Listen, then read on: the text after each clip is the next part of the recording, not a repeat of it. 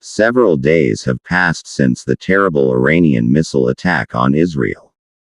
And that attack is still a cloud in the Israeli sky. With each missile, the weaknesses of Israel's air defense system are being exposed one by one. As if the air defense system there is no longer as strong as before. The batteries of the Arrow 3, David Sling and Iron Dome missile defense systems are spending ammunition like crazy for each Iranian missile. At that time, a terrible news was heard in the Wall Street Journal from a U.S. official. Each of the Arrow missiles costs $3 million. And at that time, Israel was trying to keep it alive as much as possible. It is as if the war situation had once become such that Israel could not think of which Iranian missiles to hit and which to let go. At the end of the 12-day war, Israel's defense system could not prevent all of Iran's missiles even if it wanted to. The proof of this is now on your mobile screen. Important Israeli centers were targeted. For example, the Ministry of War in Beit Shem, whose images of destruction shocked the Israeli rulers, and in Bir al-Saba, where the Israeli Army Command and Intelligence Center and a hospital were hit with great precision. Even Ben Gurion Airport was closed. And thousands of Israelis who were in Tel Aviv and Haifa in Het Eliyahu bought tickets for up to $5,000 to leave Israel for Cyprus. As a result, Israeli Transport Minister Mir Reeg banned all foreign travel in order to prevent a large number of people from leaving the country. Otherwise, Israel's foundation would have been even weaker.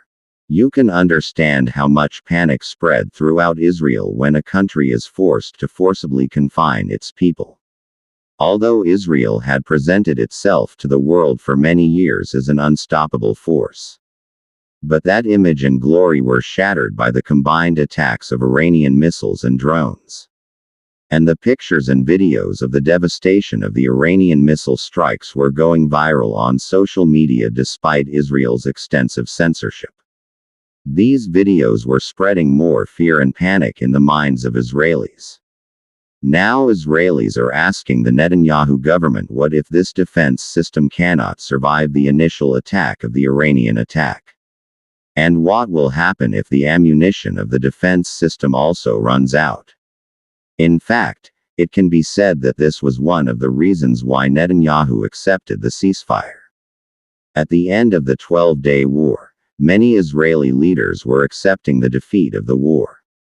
For example, Amir Oran, the former Israeli ambassador to Egypt, clearly said in an interview that we cannot defeat the Iranians with a military solution alone.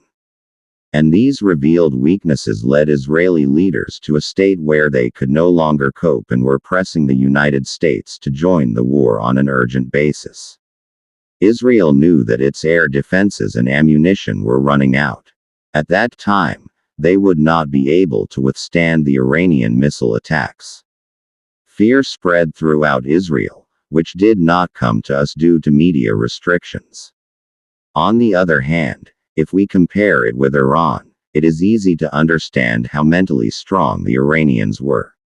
For example, when Israel attacked the live studio of the Iranian state news network, this scene in Tehran went viral. Anqar Sahar Amami became a symbol of Iranian resistance through her unyielding courage during this Israeli attack on the live broadcast. And the widespread unrest that occurred throughout Iran during the war clearly shows how much a nation can unite against the aggression of its homeland. Is it only in Iran? Or is there a huge change against Israel all over the world now? For example, according to a survey by the Pew Research Center, 62% of people in 24 countries have a negative attitude towards Israel. And only 29% of people are positive towards them. This means that opposition to Israel is increasing all over the world. To be honest, Israel's weaknesses are now becoming clear. They are now facing a frightened public. Now the people of Israel can no longer trust their unstoppable air defense. If this 12-day war had lasted longer, the consequences for Israel could have been even more terrible. But it must be remembered that we cannot possibly want war. Anyway, let's see what awaits the Middle East ahead. Be well. Thank you.